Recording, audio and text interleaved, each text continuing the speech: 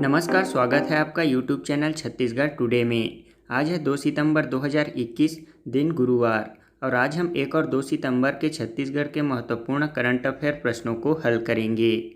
तो चलिए शुरू करते हैं। हमारा पहला प्रश्न है, छत्तीसगढ़ सरकार ने राज्य की जनसंख्या में अन्य पिछड़ा वर्ग तथा आर्थिक रूप से कमजोर वर्गों की गणना हेतु किस वेब पोर्टल तथा मोबाइल ऐप का लॉन्च किया है?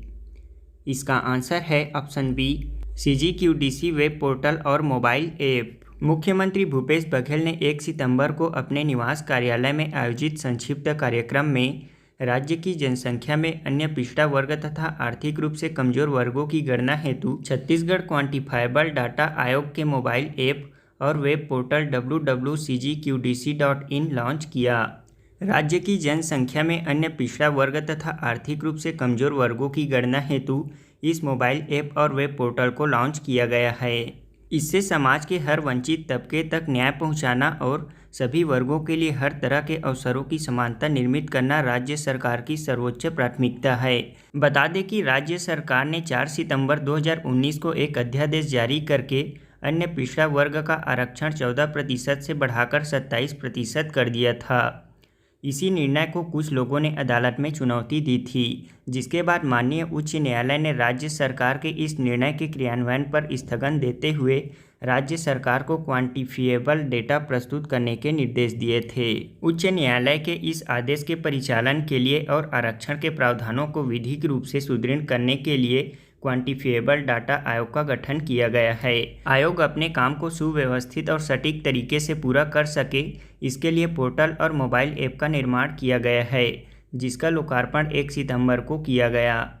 यह मोबाइल ऐप आयोग के साथ साथ आवेदकों के लिए भी काफ़ी सुविधाजनक होगा और एक पारदर्शी व्यवस्था के साथ पिछड़ा वर्ग एवं आर्थिक रूप से कमजोर वर्ग के लोगों की गणना हो सकेगी। इस गणना हेतु चिप्स द्वारा तैयार किए गए CGQDC mobile app play store में उपलब्ध है, जिसे डाउनलोड करके निर्धारित प्रपत्र में चाहिए गई जानकारी अपलोड की जा सकती है। इसके अलावा चॉइस सेंटर में वेब पोर्टल www.cgqdc.in के जरिए भी गणना हेतु जानकारी दर्ज की जा सकती है।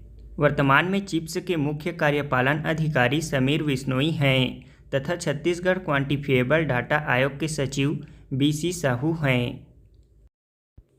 हमारा अगला प्रश्न है, प्रदेश में 1 सितंबर से 30 नवंबर 2021 तक राजीव गांधी ग्रामीण भूमिहीन कृषि मजदूर योजना के लिए पंजीयन प्रारंभ हुआ है।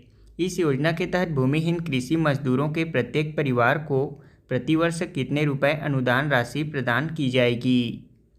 इसका आंसर है ऑप्शन डी, 6,000 रुपये।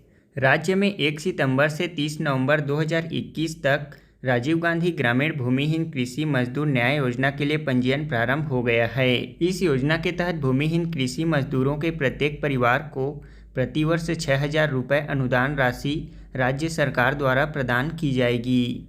इस योजना का लाभ 10 लाख से अधिक भूमिहीन कृषि मजदूरों को मिलेगा। प्रत्येक परिवार के लिए 6,000 रुपये प्रतिवर्ष अनुदान राशि सीधे उनके बैंक खाते में जमा कराई जाएगी। बता दें कि छत्तीसगढ़ देश का पहला राज्य है जिसने भूमिहीन कृषि मजदूरों के लिए ऐसी योजना लागू की है। हितग्राही परिवार की पात्रता 1 अप्रैल 2021 की स्थिति में निर्धारित की गई है। योजना अंतर्गत पात्रता केवल छत्तीसगढ़ के मूल निवासियों की होगी। ग्रामीण क्षेत्र में ऐसे सभी मूल निवासी भूमिहीन कृषि मजदूर परिवार इस योजना का लाभ प्राप्त करने हेतु पात्र होंगे जिस परिवार के पास कृषि भूमि नहीं है। पट्टे पर प्राप्त शासकीय भूमि जैसे वन अधिकार प्रमाण पत्र को कृषि भूमि माना जाएगा। इसके लिए जिला स्तर पर योजना के सफल क्रियान्वयन एवं निगरानी तथा शिकायतों के निराकरण हेतु जिला कलेक्टर की अध्यक्षता में जिला स्तरीय अनुश्रवण समिति का गठन किया गया है। हमारा अगला प्रश्न है, हाल ही में भारत के मुख्य न्यायाधीश NV रमन्ना ने कितने महिला न्यायाधीशों को सर्वोच्च न्यायालय के न्यायाधीश के रूप में शपथ दिलाई है? इसका आंसर है ऑप्शन डी, 3 महिला न्यायाधीशों को। हाल ही में भारत के मुख्य न्यायाधीश NV रमन्ना द्वारा 3 महिलाओं सहित 9 नए न्यायाधीशों को सर्वोच्च न्यायालय के न्यायाधीश के रूप में पद की शपथ दिलाई है। 9 नए न्यायाधीशों के शपथ करने के साथ ही सुप्रीम कोर्ट में न्यायाधीशों की संख्या 33 हो गई है। वर्तमान में सुप्रीम कोर्ट में स्वीकृत न्यायाधीशों की संख्या 34 है। इसमें जस्टिस बी नागरत्न सितंबर 2027 में भारत की पहली महिला मुख्य न्यायाधीश बनने के कतार में हैं। हमारा अगला प्रश्न है, प्रदेश में राष्ट्रीय सुपोषण माह कब से कब तक चलेगा? इसका आंसर है ऑप्शन सी 1 सितंबर से 30 सितंबर तक। छत्तीसगढ़ से कुपोषण को पूरी तरह खत्म करने के लिए 1 से 30 सितंबर तक सुपोषण माह आयोजित होगा। इस दौरान जागरूकता के लिए विविध प्रतियोगिताएं भी आयोजित होंगी।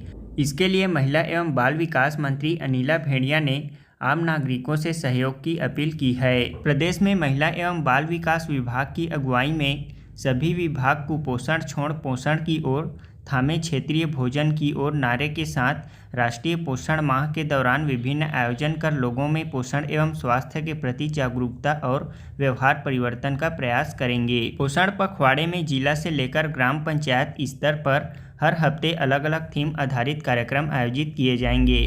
पहले सप्ताह पोषण वाटिका का विकास, दूसरे सप्ताह में पोषण हेतु योग एवं आयुष, तीसरे सप्ताह आंगनबाड़ियों में हितग्राहियों को पोषण किट और सामग्री का वितरण और चौथे सप्ताह गंभीर कुपोषित बच्चों के चिन्हांकन एवं उन्हें पौष्टिक आहार वितरण करने के लिए अभियान का संचालन किया जाएगा।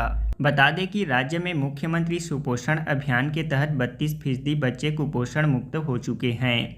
अभी तक राज्य में 1,40,556 कुपोषित बच्चों की संख्या में कमी आई है।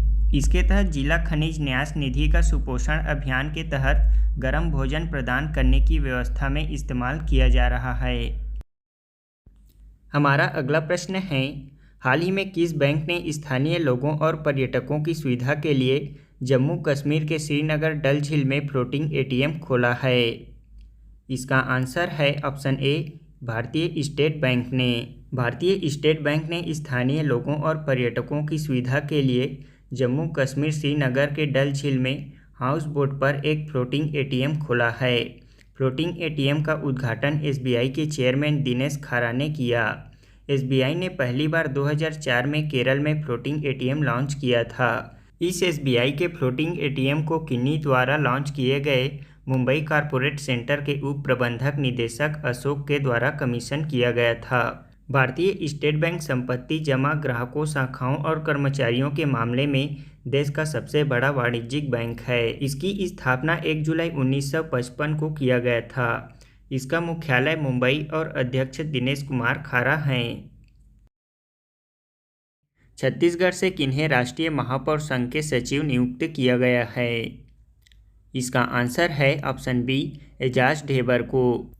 हमारा अगला प्रश्न है, छत्तीसगढ़ सरकार ने राज्य के सूखा प्रभावित किसानों को सहायता स्वरूप कितने रुपए प्रति एकड़ देने की घोषणा की है?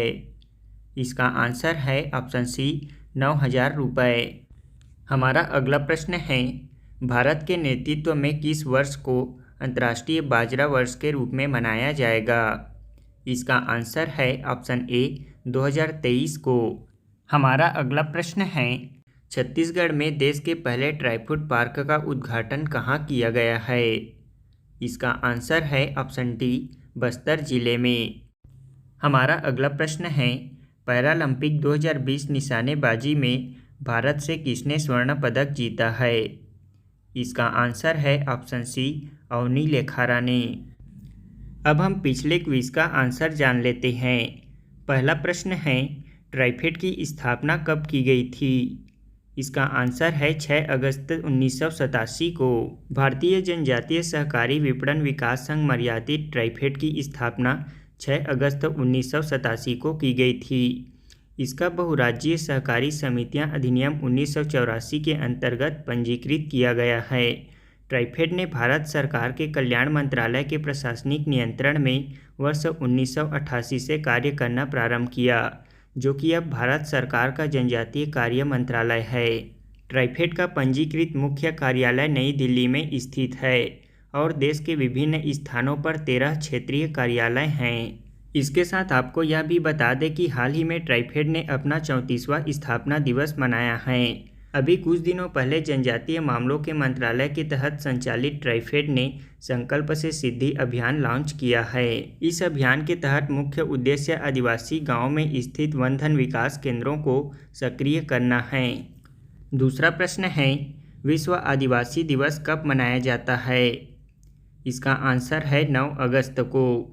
9 अगस्त को प्रतिवर्ष विश्व आदिवासी दिवस मनाया जाता है और 7 अगस्त को राष्ट्रीय हथकरघा दिवस मनाया जाता है।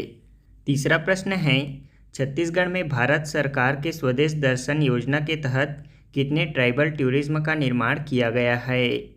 इसका आंसर है 3 ट्राइबल टूरिज्म का। भारत सरकार के स्वदेश दर्शन योजना के तहत ट्राइबल टूरिज्म को बढ़ावा देने के लिए छत्तीसगढ़ में 3 जगह ट्राइबल टूरिज्म रिजॉर्ट बनाया गया है। ये ट्राइबल टूरिज्म रिजॉर्ट हैं बिलासपुर जिले में कुर्दल हिल इको रिजॉर्ट, कवर्धा जिले में सरोदा दादर बैगा एथनिक रिजॉर्ट, कोंडागांव जिले में धनकुल एथनिक रिजॉर्ट। हमारा आज का पहला क्विज है, मुख्यमंत्री सुपोषण योजना का शुभारंभ कब किया गया था? दूसरा प्रश्न है, बस्तर का प्रसिद्ध नवाखाई पर्व कब मनाया जाता है? तीसरा प्रश्न है, राज्य शासन द्वारा फोर्टिफाइड चावल वितरण अभिनव योजना की शुरुआत कब से की गई है?